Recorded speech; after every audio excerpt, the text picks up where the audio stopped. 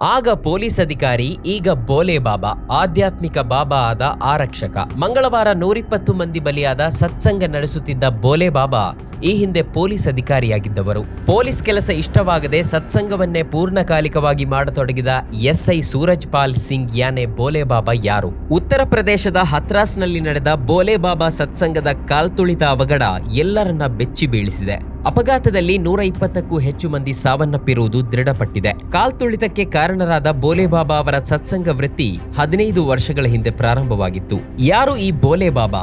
ಏನಿವರ ಕತೆ? ಈ ವ್ಯಕ್ತಿ ಪೊಲೀಸ್ ಕೆಲಸ ಬಿಟ್ಟು ಪ್ರಸಿದ್ಧ ಬೋಲೆ ಬಾಬಾ ಆಗಿದ್ದು ಹೇಗೆ? ಕಾಸ್ಗಂಜ್ ಜಿಲ್ಲೆಯ ಸೂರಜ್ ಪಾಲ್ ಸಿಂಗ್ ಪೊಲೀಸ್ ಇಲಾಖೆಯಲ್ಲಿ ಎಸ್ಐ ಆಗಿ ನಿಯೋಜನೆಗೊಂಡಿದ್ದವರು. ಆದರೆ ಆ ಕೆಲಸ ಹೆಚ್ಚು ಇಷ್ಟವಾಗದ ಕಾರಣ ಅವರು ಪೊಲೀಸ್ ವೃತ್ತಿ ತೊರೆದು ಭಕ್ತರ ಜನಪ್ರಿಯ ಬೋಲೆ ಬಾಬಾ ಆದ್ರು. ಬೋಲೆ ಬಾಬಾ ಎಂದು ಕರೆಯಲ್ಪಡುವ ಈ ಸಂತ ಕಳೆದ 15 ವರ್ಷಗಳಿಂದ ಹತ್ರಾಸ್ನಲ್ಲಿ ಸತ್ಸಂಗವನ್ನ ನೀಡುತ್ತಿದ್ದಾರೆ. ಪ್ರತಿ ವರ್ಷ ಅವರ ಸತ್ಸಂಗವನ್ನ ಜಿಲ್ಲೆಯ ವಿವಿಧ ತಹಸೀಲ್ ಪ್ರದೇಶಗಳಲ್ಲಿ ಆಯೋಜಿಸಲಾಗುತ್ತದೆ. ಕಾಸ್ಗಂಜಿನ ಪಟಿಯಾಲಿ ನಿವಾಸಿಯಾಗಿರುವ ಬೋಲೆ ಬಾಬಾ 18 ವರ್ಷಗಳ ಹಿಂದೆ ಪೊಲೀಸ್ ಕೆಲಸ ತೊರೆದಿದ್ದರು. ಅಂದಿನಿಂದ ಅವರ ಸತ್ಸಂಗ ಕೂಟಗಳು ಪ್ರಾರಂಭವಾದವು. ಹತ್ರಾಸ್ನಲ್ಲಿ ಬೋಲೆ ಬಾಬಾ ಸತ್ಸಂಗ ಪ್ರಾರಂಭವಾಗಿದ್ದು 15 ವರ್ಷಗಳ ಹಿಂದೆ.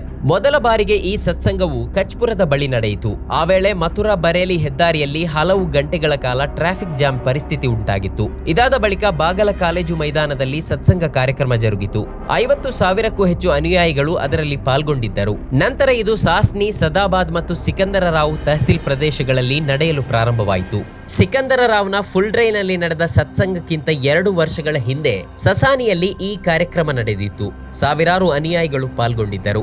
ಈ ಪ್ರಸಿದ್ಧ ಬೋಲೆ ಬಾಬಾನ ನಿಜ ಹೆಸರು ಸೂರಜ್ ಪಾಲ್ ಸಿಂಗ್. ಸೂರಜ್ ಪಾಲ್ ಸಿಂಗ್ ಕಸಂಗಂಜ್ ಜಿಲ್ಲೆಯ ಪಟಿಯಾಲಿ ಗ್ರಾಮದ ನಿವಾಸಿ. ಜನರು ಅವರನ್ನ ಸಾಕಾರ್ ವಿಶ್ವಹರಿ ಹರಿ ಬೋಲೆ ಬಾಬಾ ಎಂಬ ಹೆಸರಿನಿಂದ ಕರೆಯುತ್ತಾರೆ. ಇವರು ಪಶ್ಚಿಮ ಯುಪಿಯಲ್ಲಿ ಬಹಳ ಜನಪ್ರಿಯರಾಗಿದ್ದಾರೆ. ಅವರ ಸತ್ಸಂಗಗಳು ಎಲ್ಲೇ ನಡೆದ್ರೂ ಉತ್ತರ ಪ್ರದೇಶದ ಎಲ್ಲಾ ಜಿಲ್ಲೆಗಳಿಂದ ಅನುಯಾಯಿಗಳು ಅಲ್ಲಿಗೆ ತಲುಪುತ್ತಾರೆ. ಪ್ರತಿ ನಗರ ಮತ್ತು ಹಳ್ಳಿಗಳಲ್ಲಿ ಅವರಿಗೆ ಸ್ವಯಂ ಸೇವಕರಿದ್ದಾರೆ. ಅವರ ಮೂಲಕವೇ ಅನುಯಾಯಿಗಳನ್ನ ಸತ್ಸಂಗ ತಾಣಕ್ಕೆ ಕರೆದೊಯ್ಯುವ ಕೆಲಸ ನಡೆಯುತ್ತದೆ. ಎಸ್ಪಿ ಸಿಂಗ್ ಯುಪಿ ಪೊಲೀಸ್ನಲ್ಲಿ ಎಸ್ಐ ಆಗಿರುವಾಗಲೇ ಜನರಿಗೆ ಸತ್ಸಂಗವನ್ನ ನೀಡತೊಡಗಿದ್ರು. ಇದಾದ ಬಳಿಕ 2006ರಲ್ಲಿ ಪೊಲೀಸ್ ನೌಕರಿಯಿಂದ ವಿಆರ್ಎಸ್ ಪಡೆದು ಗ್ರಾಮಕ್ಕೆ ಬಂದಿದ್ದರು. ಆಮೇಲೆ ಹಳ್ಳಿಗೆ ಹೋಗಿ ಸತ್ಸಂಗ ಕೊಡತೊಡಗಿದ್ರು.